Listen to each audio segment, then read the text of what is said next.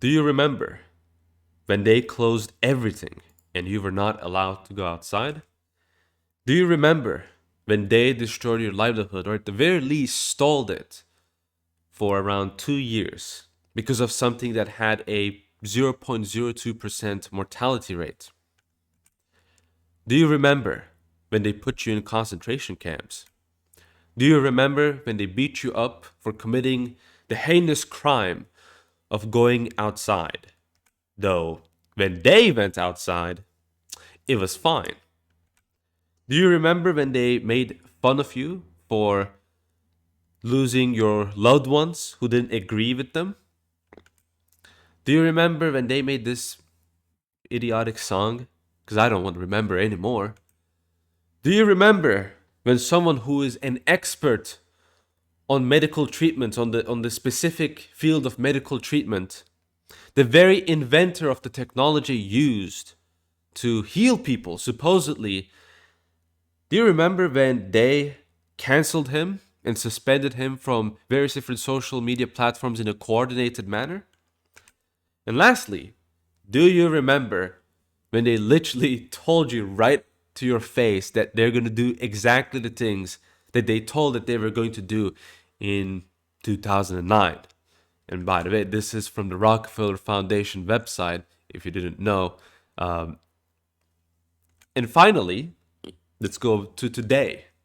These people who have done these things to you, they now want a amnesty. And what they mean by that is they just want you to forgive them. This is what the article says. We need to forgive one another. Remember, they're not even asking for forgiveness. They're saying you must forgive us because apparently we didn't know. We had no idea. Oh, really? Then how come millions of people who were in the right about this, how did they know? How did they have an idea? Isn't that interesting? And isn't it interesting that the very person saying that we should forgive her, look at what she says. She says that we should be losing our rights. We should be having issues and troubles with our loved ones. We should be in an inconvenient situation if we don't agree with what they say. And remember that it's not just her, it's many people that who disagree with how this should have been done, how this should have been dealt with, openly saying and making fun of people who they disagree with, losing their lives. These monstrous, disgusting people. And this is not just in internet forums and websites.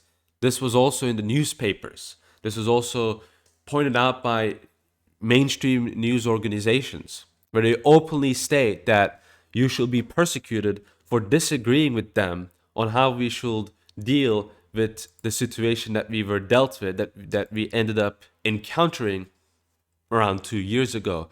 And I do think it's quite ironic that this person in the middle, who's talking about how fun it is to see that the right people are losing their lives, what did she lose her life by? A heart attack. I think that's quite interesting, isn't it? So, what's the point of this video? What's the ultimate point? The ultimate point that I want to point out to you is that not only should we not forget, we should remember everything, what happened. We should also ask ourselves a very simple question. And this question is this: should we listen to anything these people say about anything? If these people completely and utterly lost the plot, and some of these people still lose the plot to this day, if these people are completely lost the plot on this, why should we listen to them on religion? Why should we listen to them on politics? Why should we listen to them on history? Why should we listen to them on economics? Why should we listen to them on anything when they have completely misled you and destroyed your life because we just had to listen to what they had to say? We know who these people are. We know who they are about. We know who backs them.